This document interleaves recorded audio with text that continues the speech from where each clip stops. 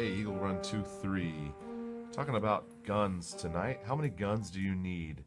I've been asked this question, seems like quite a bit recently. I think people are making sure they have what they need and they can get what they need given our climate politically. We are coming up on an election. It's 2016, and how many guns do you need? So let's talk about some different areas and what potentially you would need in that area. So we'll start off with home. All right, in your home, you need a handgun. You need a handgun. A couple different options here. You've got the governor or the judge that allows you to shoot that 410. You can put a birdshot in there or a buckshot, which is nice inside your home to not have something that's leaving your home.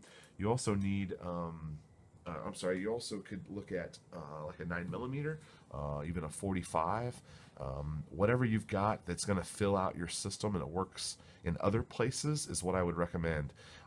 Too many people have too many different handguns that take different calibers and all sorts of things for too many different jobs. I'm a big fan of redundancy, of system of use, and being able to have congruency across your platform that allows different things to work together. It's one of the reasons why for me in this place I have a 9mm Beretta. It takes the same mags and ammo as my other Berettas that I have in other places, and it allows me to have that consistency. And if I don't, I'm not going to end up not having a bullet that goes in the right gun. So home defense handgun, number one. Number two, shotgun. Having a 12 gauge shotgun is perfect for home defense. Either one of these could be your first go-to gun. If you don't have a handgun, a shotgun could be just fine. You could use. For years I used a hunting shotgun, and was recently able to change that over to something shorter, more of a home defense setup. And having a shotgun that is clean, ready, loaded, and ready to be used if needed is key. So recommend a shotgun for home defense. I do not recommend an AR for home defense. I live in the suburbs, and you're responsible for where those rounds go, and an AR 5.56 223 has the potential of leaving your home, and you can't have rounds leaving your home, even if it's life or death. Your problem doesn't need to end up being your neighbor's problem as well. So for me, and for living in the suburbs and the amount of land that I have here at this home, is I don't need an AR to defend that. And it would be fun, it'd be cool, and your friends would like it, but it's just not practical. I am not a gun collector, and I have guns that have jobs in specific places and system of uses. And so this is kind of outlining what my ideas and some thoughts, and I do need to improve some of these areas, and some of them need refined and things like that. But let's keep going here. Let's go down. There's a couple more areas that you might need a firearm in your system. Number one is a bug out bag. We'll just call it a Bob. In your bug out bag, you need a handgun. I definitely recommend them being able to take the same magazines. If they can't take the same magazine, at least let them take the same ammunition, please. You need to double up on your ammo. Don't have a 45 here and a 38 special here, and then a 9mm somewhere else and a 40 somewhere else. Think about why you're buying these guns and what you're wanting to do with them, and try to put something in place. Also, a rifle. Having an AR platform rifle is great. Here, the magazines, and that gives you a lot of options, a lot of flexibility. Different types of rounds can be used for different things.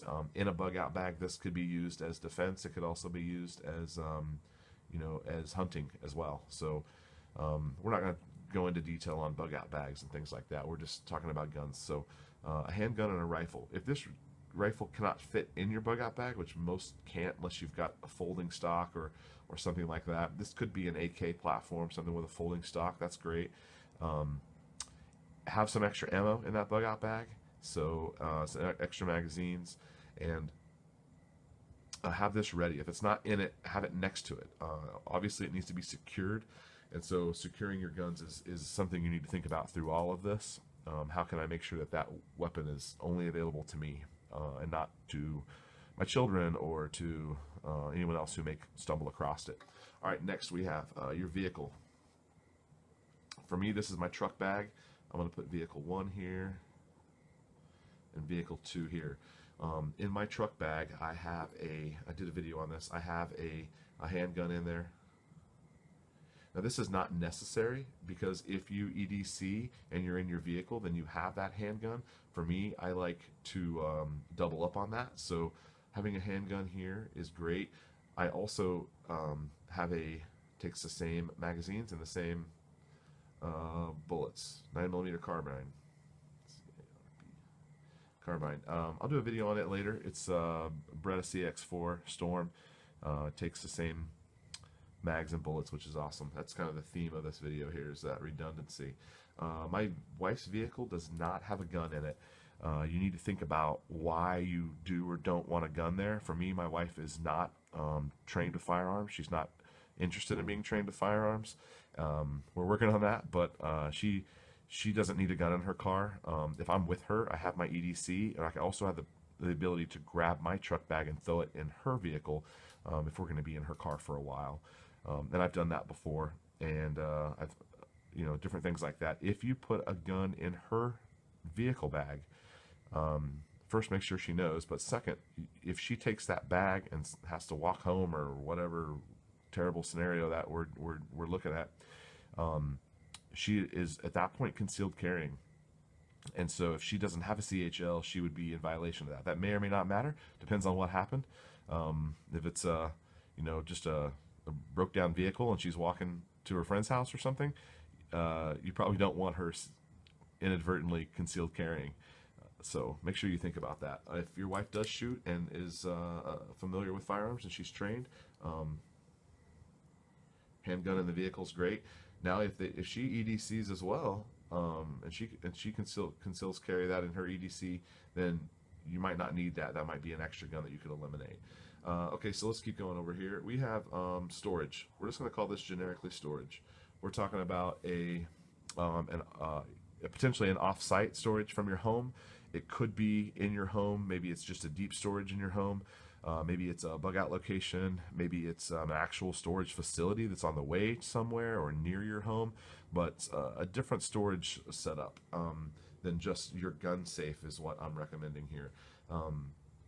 We're not talking about what's in your gun safe. You can collect whatever guns you want. This is preparedness-minded gun system platforms here. So in your storage, we're just generically calling it storage. This could be maybe it's your hunting lease or some other bug out location. Maybe it's just with a family member. But anyway, here, a rifle. I recommend AR platform or AK platform. Whatever it is, think about it being congruent with what else you got going on. You're also going to need a shotgun. This doesn't necessarily need to be a home defense shotgun. This could be more of a hunting style shotgun. That'd be great. And then you need an additional handgun. Redundancy here on the handgun is that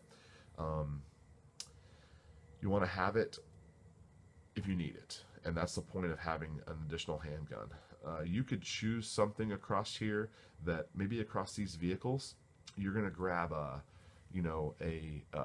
cheap option. Maybe it's a used gun that you can get.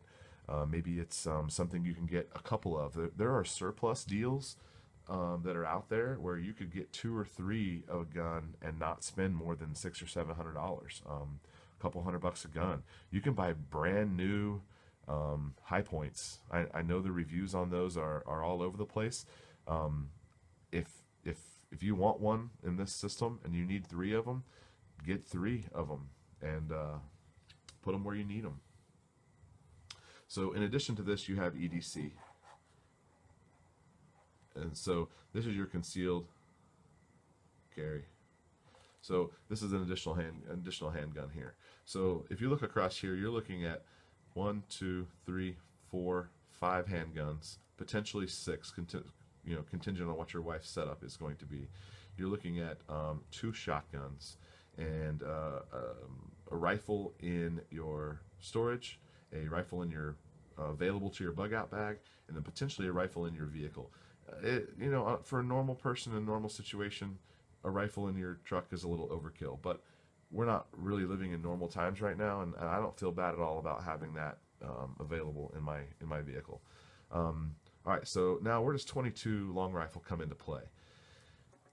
Having something that shoots 22, you need to have at least in these 2 locations. 22 is such a versatile round, and you need something at home that shoots a 22. This is not really part of your home defense system. This would be more of like a bugging in system, but you need something that shoots 22. For most people, those are going to be, a 10-22, a Ruger 10-22 rifle. A 22 caliber pistol is great as well. They're finicky and problematic, but they are what they are. 10-22s. The price on them have come down recently. They were high about a year ago, but they've come back down. And if you have one, you need to decide: am I putting one in storage, or am I putting one as part of my home system? So again, this isn't necessarily readily available as far as the defense as your handgun and shotgun are, but it's available. So what about if you just have one gun? You just bought your first gun. What does that look like? So you have handgun number 1. So you're going to be looking at that thing doing a couple of different jobs. You're going to be moving this gun around quite a bit, which is why it's nice to have a few of them. You're looking at taking that gun with you for your vehicle. You're looking at bugging out with that handgun. Bug out. Bug out handgun. You're also looking at having this handgun be in your home defense. So this handgun also could potentially be your concealed carry. So if you're going to carry, then that also is going to be a part of that. If you can add a carry gun down the road, maybe you just bought one and you're looking at adding a carry gun down the road, this gun can take the pressure off of this gun being moved around so many times and being employed in different areas. This carry gun can then come around and be in your vehicle, and it can be available to you in the bug out as well as being your carry. So that can take a lot of pressure off that gun, where maybe it's just going to your vehicle occasionally and it's just being used as a home defense situation. So if you just have one, you can do that. Then if you're down the road, you're looking, I need to add one more thing. So now you're going to have 2 handguns, handgun number 1, handgun number 2, and then adding a shotgun. They have shotguns that have changeable barrels. Look into that. You can have a shotgun that you keep a home defense shorter barrel on, so you can employ that in home defense, and then you could also use it, for hunting and bug out as well. So 3 guns right here, 2 handguns and a shotgun, man, that can cover most of your bases. You're moving that gun around a lot, and you may end up not having it when you need it, but this system can work. This is what a lot of people do, and so I think that's great. This system right here doesn't have any AR rifles, any AKs, doesn't have any rifle at all, and that's going to be fine for most people. So let's talk about this. Give me a comment, and if you have any suggestions or changes or additions, let me know. All right, thanks for watching. Eagle Run 23.